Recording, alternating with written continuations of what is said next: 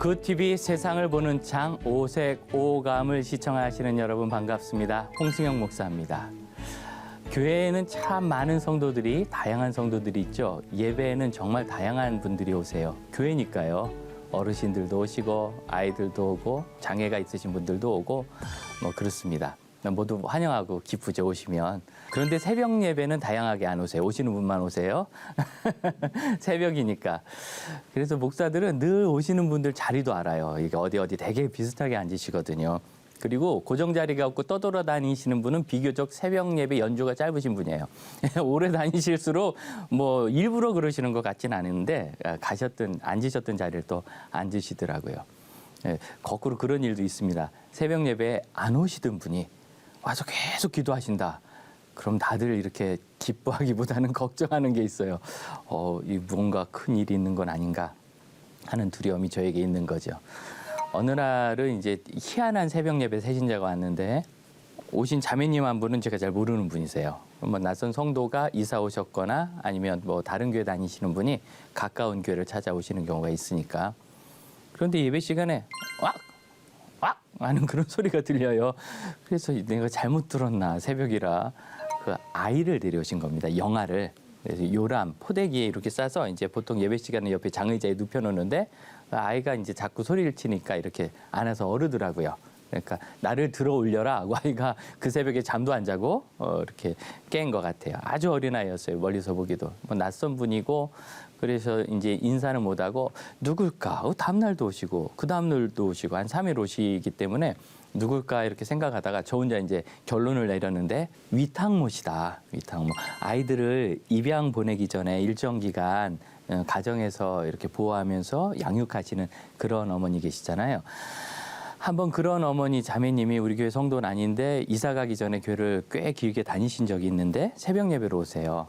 꼭 아이를 데리고 오셔서 아이를 저에게 소개하세요. 이 아이는 누구입니다. 제가 4개월간 양육하게 돼 있고 어느 집에 이제 위탁 가정이 정해졌습니다. 새벽 예배를 데려오시는 이유를 이렇게 설명하셨어요. 이 아이가 위탁 가게 되면 그 가정이 예수 믿을지 안 믿을지 모르는데 예수 믿지 않는 가정으로 가면은 혹시 어쩌면 평생 교회 못 다닐지도 모르는데 그런 불행이 없도록 이 아이가 한 번이라도 하나님 앞에 나오기 원하는 마음으로 새벽에도 데려오신다고. 데려오세요. 이분은 위탁모를 오래 하셨어요. 벌써 한 20-30명의 아이들을 입양 보냈다 하더라고요. 오래 하시면서 아이를 너무 잘 키우세요. 그래서 아주 뭐 척척 그냥 옆에 도시락 하나 끼고 있는 것 같아요. 뭐 어려워하지도 않고 아주 여유 있게 새벽 예배도 그러니까 데려 나오시는 거죠.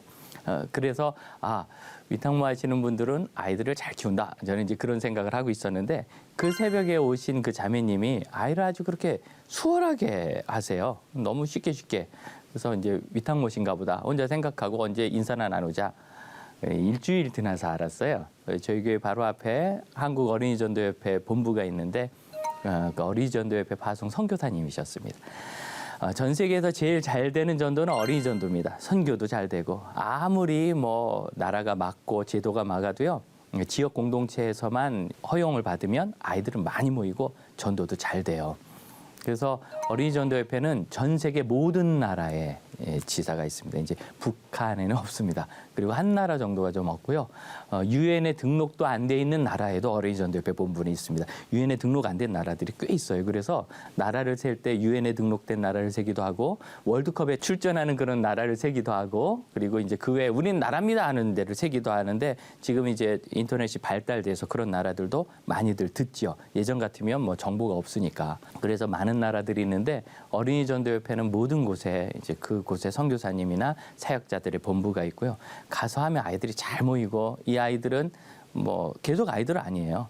보통은 저개발 국가에서는 10대 중후반부터 사회생활에 뛰어들기 때문에 17이면 뭐 결혼하는 나라도 많고 10대 후반에 벌써 출산을 하는 그런 아이들, 가정 이루고 그런 아이들 많기 때문에 뭐 10살짜리, 12살짜리 전도해서 교회에서 같이 지나고 5년에서 10년이면 이미 애기 엄마가 되고 애기 아빠가 돼요. 그래서 5년에서 10년이면 그 아이들 중에서 주님으로 해서 헌신할 수 있는 지혜로운 그리고 그런 친구들을 발견해가지고 선교사님들이 또 다른 어린이 전문 사역자로 또 양육합니다. 그래서 그 많은 아이들을 드디어 이제 현지인이 전도하기 시작하는, 그래서 세대가 바뀌는 거거든요. 그런 사역을 참 잘 하고 있습니다. 어린이 전도협회 파송으로 아프리카에서 한 가난하고 작은 나라에서 선교하시는 선교사님이셨어요. 애들 이름이 5인데 원현, 진준, 린. 얘가 이제 정확하게 알고 한번 봤습니다. 원현, 진준, 린 다 외자예요. 예, 원현, 진준, 린. 쉽게 외워지죠. 예, 독에 걸린 뭐 이렇게 하듯이 원현, 진준, 린. 애기 이름을 뭐 이렇게 지어도 되나 막 이런 생각이 들어요. 그 중에서 마지막 린이 5번째 아이였습니다. 이분들이 처음에 선교사 파송을 동남아로 가서 그때 2명을 낳아가지고 가서 동남아에서 1명 더 낳고, 선교사님들께서 보통 초기에 선교지를 바꾸는 일이 있으세요. 이제 여러 가지 상황을 보면서. 그래서 이제 영구적 선교지로 아프리카로 파송 가셔서 4째와 5째를 낳았어요. 5째는 원래 1명 낳은 아이가 있었는데 먼저 천국에 갔고, 이제 6째 낳은 아이가 5번째 아이가 된 거죠. 아들 리니는 안타깝게도 장애를 가지고 태어났습니다. 다운 증후군이었는데 상당히 중증이었어요. 다운 증후군으로 태어나는 아이 중에 70% 정도가 심장에 어려움을 겪는다 합니다. 정도 차이는 있는데 리니는 심장이 아주 안 좋아서 어려서 심장 수술을 받았고, 그리고 이렇게 대장이 없었어요. 그래서 옆에 이제 장루라고 하죠. 태어난 지 얼마 되지도 않은 아이가 옆에 이제 장주머니를 차고 그렇게 있다가 1년쯤 지나서 이제 조금 컸으니까 이 장이 길거든요. 그걸 잡아당겨서 늘려가지고 항문에 연결을 했어요. 그래서 이 아이가 이제 스스로 배변을 할 수 있게 된 겁니다. 약을 계속 먹게 돼요. 약을 많이 먹어야 되고, 그런 리니가 온 거예요. 그 이야기를 듣는데 참 마음이 얼마나 좀 미안하고 그런든지, 괜히 제가 죄진 것도 아닌데 제가 건강한 게 미안해지더라고요. 재밌는 것은 린이 엄마예요. 아이가 그렇게 아픈 이야기를 너무 해맑게 하세요. 어린이 전도협회 선교사님이라 해맑은 것 같아. 마치 뭐 그냥 일반적인 우리 애가 이렇게 말썽을 부려요 하는 얘기처럼, 또는 우리 애가 학교에서 상 받았어야 하는 얘기처럼, 그냥 보통 아이들 키우는 얘기처럼 막 웃으면서 해맑게 하시고, 그리고 또 이제 교회 모임에도 제가 청했더니 잘 오세요. 아이를 데리고 와. 조금 있어. 아이가 없어요. 린이 어디 갔어요? 그럼 몰라요. 어디 있다 와요. 이렇게 아이를 많이 키웠기 때문에 너무나 베테랑으로 걱정하는 것도 없이, 왜 우리 손흥민 선수가 축구 잘하잖아요. 우리는 공 차면 저기로 날아가는데 손흥민 선수는 이상하게 차도 자기 발에 또 있어. 그런 것처럼 이 아이를 마치 축구 선수가 축구공 달고 다니듯이 너무나 능숙하게 아이를 데리고 다니면서 그렇게 활동을 하는 걸 봤습니다. 뭐 사연도 있고, 또 선교사님이신데다가 엄마가 교회 안에 잘 적응하시고 정착하시는 편이고, 그러니까 당연히 성도들이 이 아이를 많이 알게 됐어요. 사랑하고. 그래서 아이 치료비 때문에 헌금도 뭐 제가 광고한 적도 없는데 그런 아이가 있다는 소식을 듣고 많이 헌금도 하시고, 그래서 아이가 다행히 치료를 잘 받고 어쨌든 돌아가기는 했습니다. 리니가 돌아갈 때 그 생각을 했어요. 아프리카로 가는데 이게 출국인가 귀국인가? 생각해 보세요. 어차피 리니는 거기 가서 살거든요. 그럼 이제 귀국입니까? 네, 한국아이니까 출국인가요? 그래서 그때 생각을 한 거예요.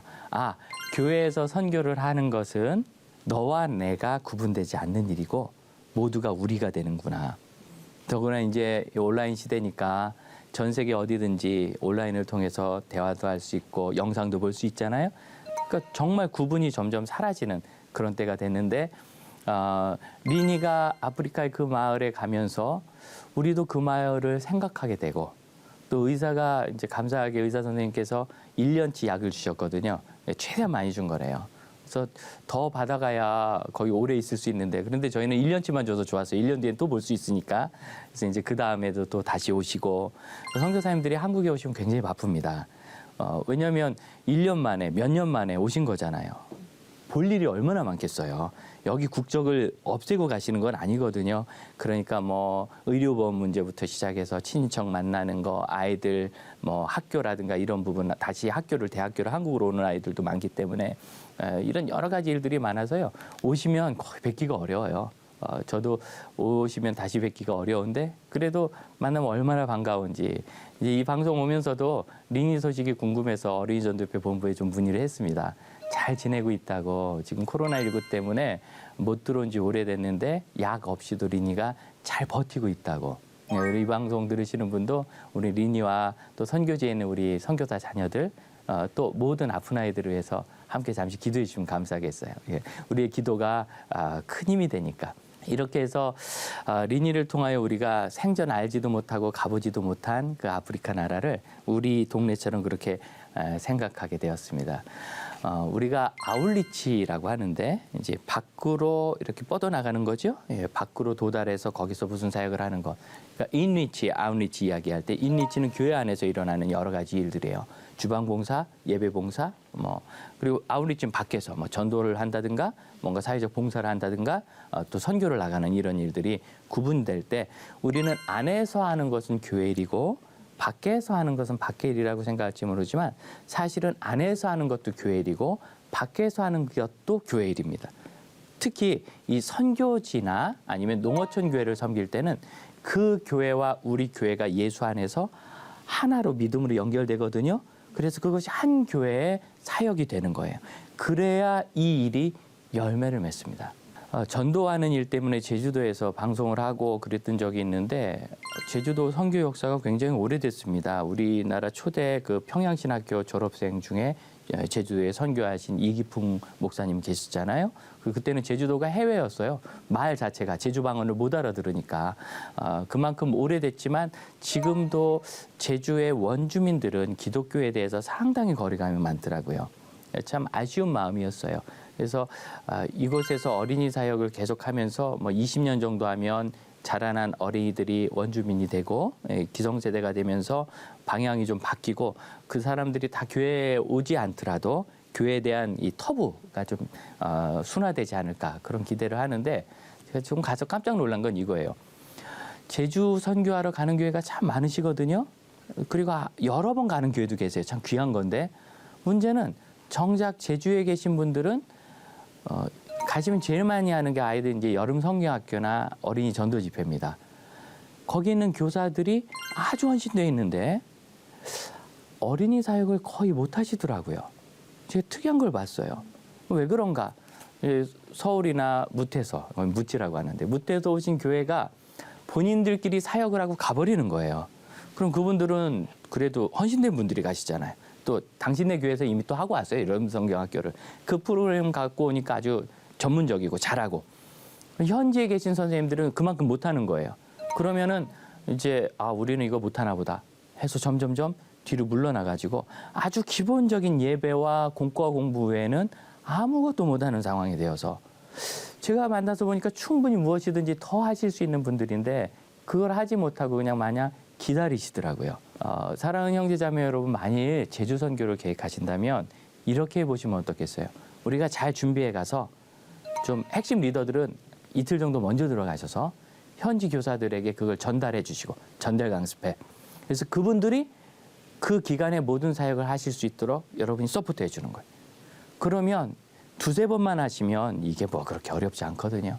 충분히 해내실 수 있고 자신감 얻고 그다음부터는 자료만 보내드려도 스스로 지역 전도를 해내실 수 있는데 아울리치가 우리와 당신, 나와 너로 구분되기 때문에 이런 공동체적인 교류가 되지 않는 거예요. 그럼 언제까지 우리가 그걸 계속 가서 하겠어요? 거의 충분히 능력 있고 잘하시는 분들인데. 자, 아울리치라는 것은 리니가 그곳에 가니까 우리 마음도 거기 가는 것처럼 이해되시죠? 우리가 거기 있는 사람들을 내 성도, 내 양, 내가 사랑하는 나의 성도, 나의 가족으로 받아들이는 것. 이것이 기본이 되어야 사역이 열매를 거둘 수 있습니다. 성경에는 최초의 선교사를 사도행전 13장에서 보여주고 있다라고 흔히 얘기해요. 안디옥 교회에 참 좋은 성경 교사들이 있는데 성령님께서 바나바와 바울은 따로 세워라. 그래서 바나바와 바울 둘만 간 건 아니에요. 우리가 아는 마가처럼 또 다른 선교팀들이 같이 갔죠. 핵심 사역자 리더는 바나바 바울 두 사람인데 이 바나바 바울은 누구냐면 안디옥 교회가 처음 부흥할 때부터 사역한, 쉽게 얘기해서 개척 멤버의 가장 유능한 교사의 목양하시는 분들의 사역자인 거예요. 그런 두 분을 선교사로 파송을 한 겁니다. 제일 좋은 두 분을. 여러분, 이게 아웃리치예요. 그러니까 남은 것, 뭐 좀 여유가 되는 것 이런 것이 돌아가서는 큰 역사가 일어나기 어려워요. 바나바와 바울이 선교를 시작했기 때문에 이제 그 유명한 사도 바울의 1, 2, 3차 선교 여행 이런 역사와 그 지금의 터키 전역에 해당되는데 터키와 그리스 지역에 복음이 잘 전파되는 역사가 있었던 거죠. 그런 사람들이 간 거예요. 그러니까 이 아울리치 선교라는 것은 우리 교회로부터 시작된 교회의 열망이 그쪽으로 흘러가야 이게 힘이 있는 겁니다. 그냥 난 잘 모르는데 선교지 갔어요. 그럼 어떻게 해요? 그 다음에 또 갈 때는 작년에 아프리카 갔으니까 이번에는 뭐 유럽으로 갈까? 이런 식으로 마치 작년에 어디 여행했으니까 오늘은 어디 여행하고 다음에 어디 여행하고 이런 식으로 계속 도는 거예요. 그럼 나는 그냥 구경처럼 가서 잠깐 사역하고 오지만 어떤 관계도 생기지 않아요. 한 3년을 작정하고 같은 지역에 가보세요. 그럼 작년에 전도했던 아이가 더 컸나? 작년에 우리가 섬겼던 그 사역이 잘 올라왔나? 또 구제 사역을 많이 하거든요. 그때 구제하면서 어느 가정을 딱 선정해서 거기에 돼지하고 염소를 지원했는데 돼지하고 염소는 막 늘어납니다. 얼마나 커서 숫자가 좀 늘었나? 이런 것들 체크업하면서 계속 지역사회 공동체에 교회가 중심이 되도록 도울 수 있는데 늘 가보면 선교사님들은 내가 돌볼 사람들만 와요. 처음 오니까.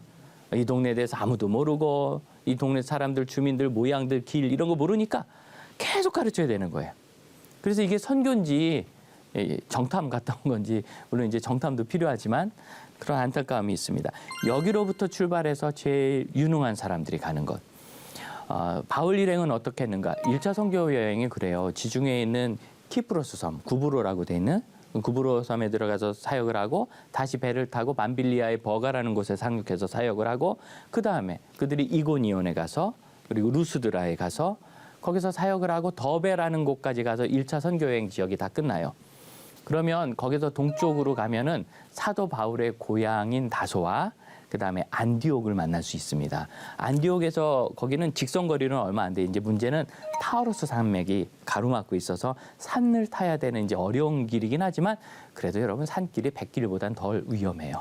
고대 백길은 정말 위험하거든요. 그런데 사도 바울이 거기서 동쪽으로 그냥 가던 길대로 계속 이고니온, 루스드라, 더베 들려서 계속 직진하면 이제 안디옥이 나오는데 사도 바울은 그렇게 가지 않고 되돌아오기 시작해요.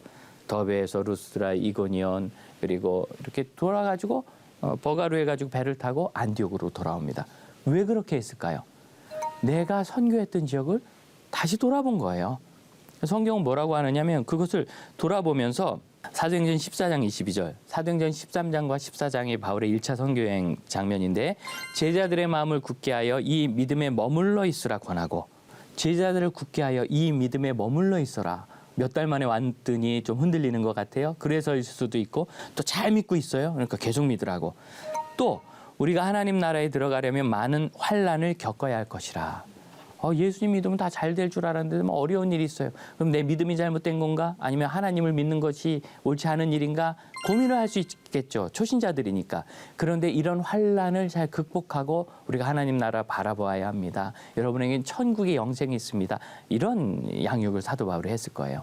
그 일을 되짚으면서 다 한 거예요. 놀랍지 않습니까? 그러니까 사도 바울의 선교는 가서 선교하고 끝난 것이 아니라 그다음 지속적으로 관계를 맺고 돌아보는 일이 있었던 겁니다.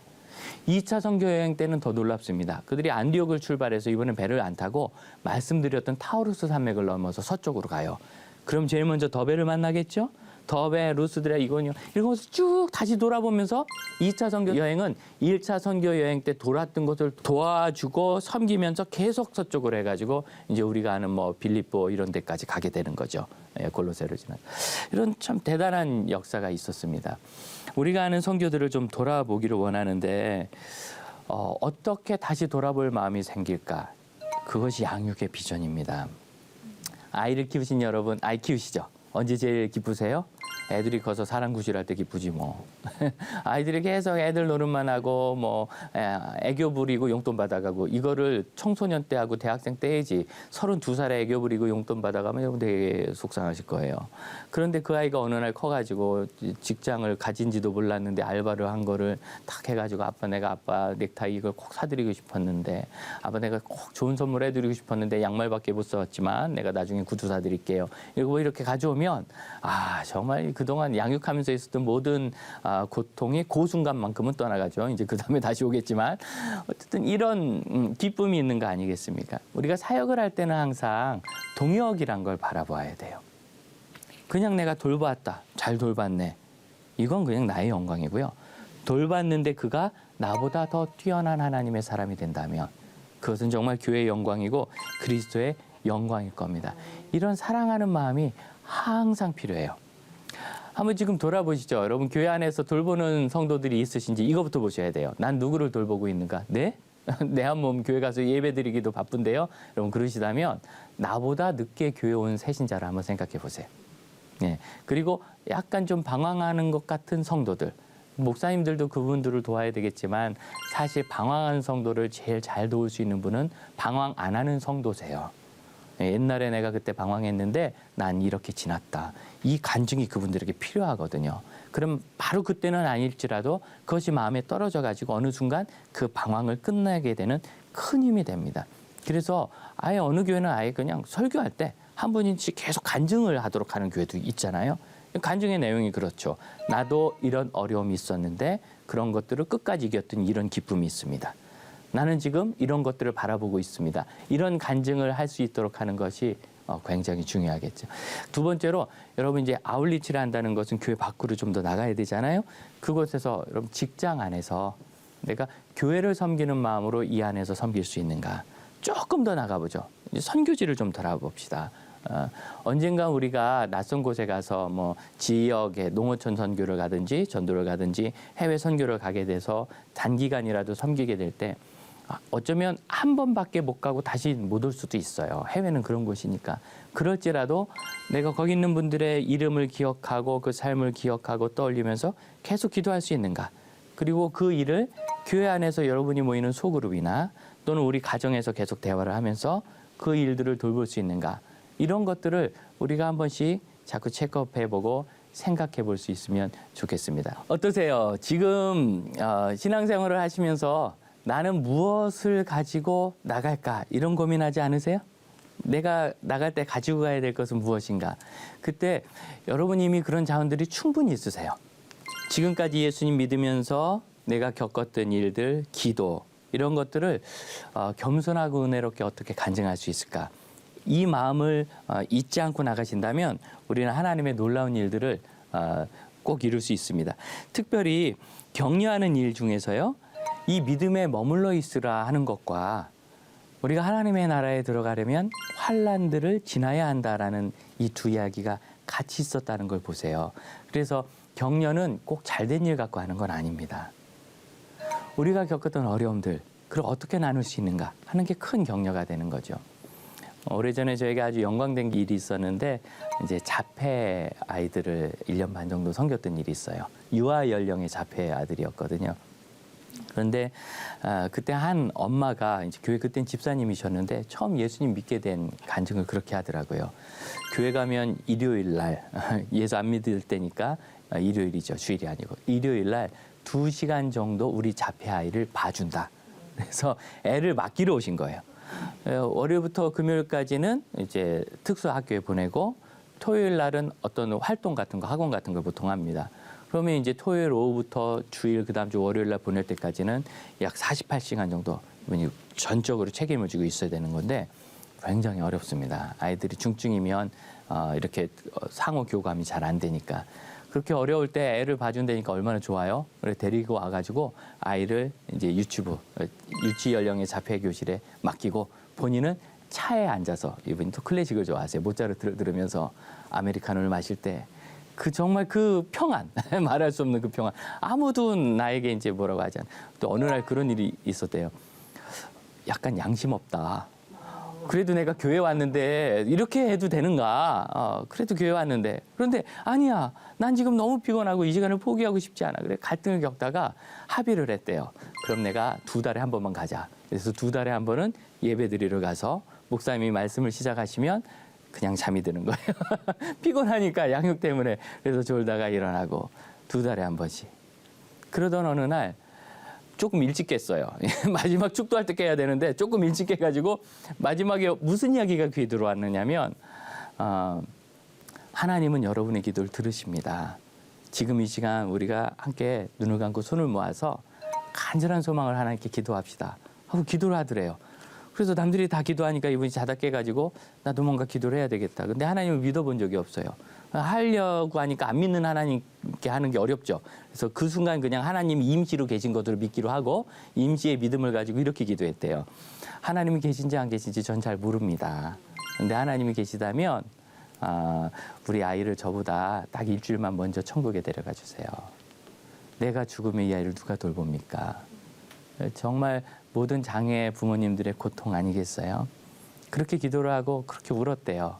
근데 이때 운 게 은혜가 돼가지고 그 다음에는 한 달에 한 번씩 주일 예배를 드리게 됐고 격주를 드리게 됐고 매주 드리면서 그래서 예수님을 믿게 됐는데 예수님을 믿고 세례를 채 받기도 전에 이분이 정말 많이 전도해서 1년 동안 전도한 장애인 부모님이 10가정이 넘었어요. 어떻게 전도했느냐? 하나님은 공평하십니다. 하나님은 공평하시면 우리 아이가 이렇게 어려운 일이 왜 생깁니까? 우리 애 보세요. 대개보다 훨씬 더 큰 장애죠. 하지만 이 장애 때문에 우리가 하나님을 만나게 됐습니다. 우리 아이가 일부러 이 장애가 생긴 건 아니지만 그건 세상의 불합리함 때문에 생겼지만 그럼에도 불구하고 하나님은 그 절망에 내가 빠지지 않게 하시고 저를 구원해 주셨습니다. 아니 내가 하나님 공평하신다는데 나보다 훨씬 형편이 좋은 당신이 왜 아니라고 합니까? 하는 말에 많은 분들이 동의를 하고 한 번, 두 번 교회를 나오다가 그래서 많은 부분들이 예수님을 만나게 된 거죠. 우리가 다른 사람에게 복음과 사랑과 구원을 가지고 간다는 것은 그와 내가 공통점을 가지고 만나는 것을 의미해요. 이 공통점이 무엇이죠? 우리가 겪었던 사실은 대부분의 고통입니다.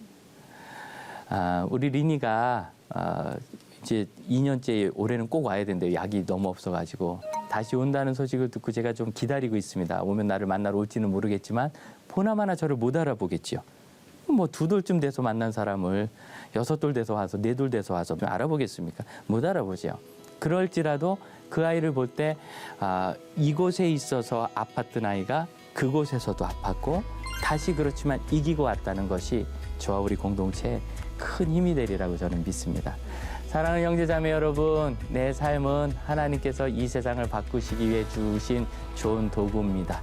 하나님의 말씀으로 깨닫고 세상을 바라보는 마음의 창 오세고감 오늘 여기서 마치겠습니다. 여러분 고맙습니다.